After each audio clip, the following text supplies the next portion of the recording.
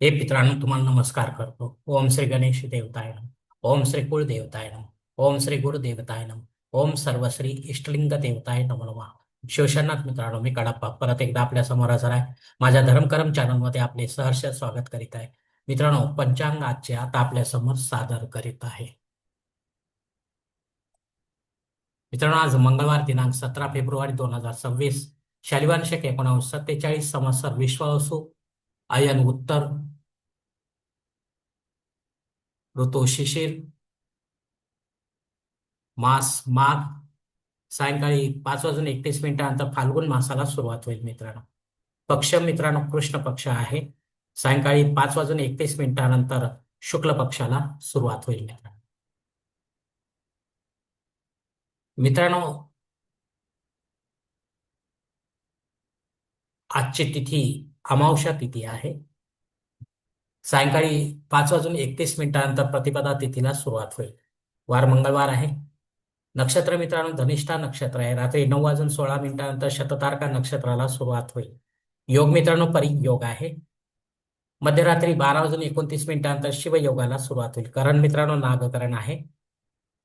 सायंकाळी 5:31 किंस्तुग्न करणाला सुरुवात होईल आणि उद्या पहाटे 5:18 बौ करणाला सुरुवात होईल मित्रांनो. प्रमुख ग्रहांची राशीस्थिती पहाटे 5:30 वाजता अशी असणार आहे मित्रांनो. सूर्य कुंभ राशीत असेल, चंद्र मकर राशीत, गुरु मिथुन राशीत तर शनिदेव मीन राशीत असणार आहे. सध्या चंद्र राशीनुसार कुंभ, मीन व मेष या 3 राशींना 7:30 सुरू आहे.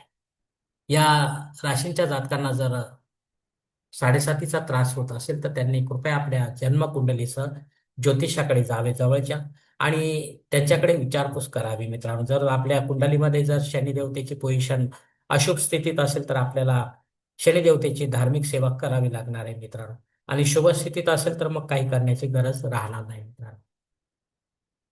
मित्रांनो, मुंबई भागातील सूर्योदय असते याप्रमाणे. सूर्योदय सकाळी 7:07 असेल तर सूर्यास्त सायंकाळी 6:39 असणार आहे. मित्रांनो, गोचर ग्रहांची सद्यस्थिती सुद्धा जाणून घेऊया.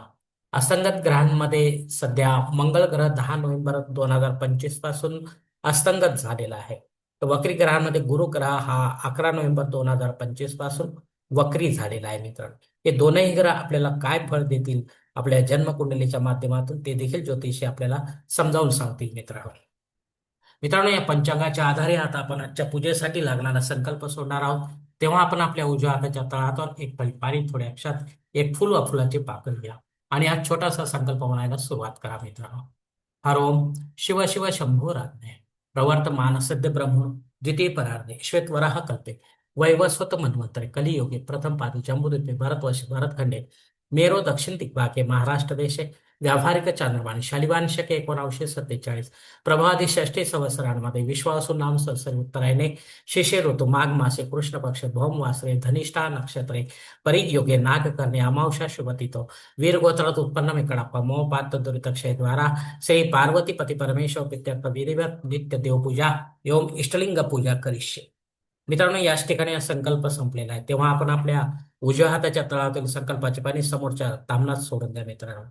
मित्रांनो, या संकल्पाची वेळ मर्यादा सायंकाळी 5:31 आहे. या वेळेनंतरही आपल्याला संकल्प सोडायचा असेल तर कृपा करून आपण वरील बदललेल्या पंचांगाचा आधार घ्यायचा आहे. नवीन संकल्प तयार करायचा आणि त्या संकल्पात आपण करत असलेल्या धार्मिक विधीचा उल्लेख अवश्य करायचा. तेव्हाच आपली धार्मिक सेवा संबंधित देवतांपर्यंत पोहोचेल आणि त्यांचे आशीर्वाद आपल्यापर्यंत पोहोचतील. आपले जीवन अधिक सुखमय बनेल मित्रांनो. मित्रांनो, मुहूर्त विभागासाठी स्पष्टीकरण असे आहे. आज दर्श अमावस्या असल्याने कोणत्याही धार्मिक विधीसाठी एकही मुहूर्त उपलब्ध नाही मित्रांनो. अशा वेळी आपल्या फायद्यासाठी कोणत्याही प्रकारचे मुहूर्त स्वतःहून व पुरोहितांच्या मदतीने तयार करू नका किंवा तसे करण्यास पुरोहितांना भाग देखील पाडू नका. तसेच पंचांगातील गौण संकट व आपत्काळातील मुहूर्तांची निवड देखील शक्यतो करू नका, कारण ते मुहूर्त इमर्जन्सीसाठी आहेत. परदेशात जाणारे व परलोकात जाणारे या लोकांच्या इच्छापूर्तीसाठी आहेत, सर्वसामान्यांसाठी नाही मित्रांनो. मित्रांनो, आता पंचांगातील इतर काही महत्वाची जी माहिती आहे ती आता आपण पाहणार आहोत. पंचांग शुद्धी मित्रांनो नाही. दिनविशेष मध्ये दर्श अमावस्या आहे. रात्री 9:16 मृत्यू योगाला सुरुवात होईल. या अमावस्या संदर्भात माझे दोन्ही दिवसाचे अ, अमावस्येचा व्हिडिओ खास अपलोड झालेला आहे, तो आपण पाहू शकता. त्यामध्ये पूजाविधी दोन्ही दिवसांची आणि नियम वगैरे सर्व काही सांगितलेले आहे मित्रांनो. तेव्हा तो व्हिडिओ आपण अवश्य पाहावा मित्रांनो. माघी अमावस्या. मित्रांनो, अमावस्या श्राद्ध कर्म आहे. या तिथेवर आपल्याला सोडून आपल्याशी संबंधित नातेवाईक परलोकात निघून गेले असतील तर त्यांच्या नावाने आपल्याला पिंडदान युक्त किंवा पिंडदान रहित असे श्राद्धकर्म करणे गरजेचे आहे. घरी करावा किंवा तीर्थक्षेत्री करा, पण विधिवत करा, पंडिताच्या माध्यमातून करा आणि अपराह्न काळातच करा. तेव्हाच आपली पितरसेवा आपल्या पितरांपर्यंत पोहोचेल आणि त्यांचे आशीर्वाद आपल्यापर्यंत पोहोचतील. आपले जीवन अधिक सुखमय बनेल मित्रांनो. मित्रांनो, मृत्यूयोगाविषयी सांगणे राहिलेले आहे. हा मृत्यूयोग जनन शांती संबंधी आहे. या वेळेनंतर जे काही बालक जन्म घेतील त्यांची जनन शांती 12व्या दिवशी त्यांच्या निवासस्थानी करायची आहे, विधिवत पंडिताच्या माध्यमातून मित्रांनो. यानंतर मात्र आपल्याला मुहूर्त काढावा लागतो आणि पंचांग बदलले की आपण सर्वजण विसरून जातो मित्रांनो. पण बाळाच्या जीवनात येणारे जे अशुभ घटनांची तीव्रता जी असते ती कमी होत नाही मित्रांनो. ते कमी करण्यासाठीच आपल्याला जननशांती करणे गरजेचे आहे मित्रांनो. अग्नी पृथ्वीवर सायंकाळी 5:35 हजर आहे, त्यानंतर नाही. जर आपल्याला नव्याने काही होम यज्ञ या कर्मकांड सुरू करायचे असेल तर आपण अवश्य सुरू करू शकता. पण पुढे जाऊन ते जर बंद पडतील तर मग मात्र आपल्याला दोष लागू शकतो मित्रांनो. तेव्हा विचार करूनच आपण हे ठरवायचे आहे मित्रांनो. जर गरज असेल तरच आपण लहान असो मोठे असो यज्ञ या कर्मकांड करण्याचा संकल्प सोडावा. राहू काळ मित्रांनो दुपारी 3 ते 4:30 वाजेपर्यंत. या दीड तासाच्या काळात राहू अत्यंत प्रभावी असल्यामुळे तो आपल्या कामांमध्ये बिघाड निर्माण करणार मित्रांनो. तेव्हा आपण या दीड तासाच्या काळात महत्वाची किंवा विशेष कामे न करता रेग्युलर जी कामे आहेत तीच करावी, अन्यथा आपल्याला अपयश येण्याची शक्यता जास्त राहते. धन्यवाद मित्रांनो. आजचा हा पंचांगासंबंधीचा व्हिडिओ मी याच ठिकाणी संपवत आहे.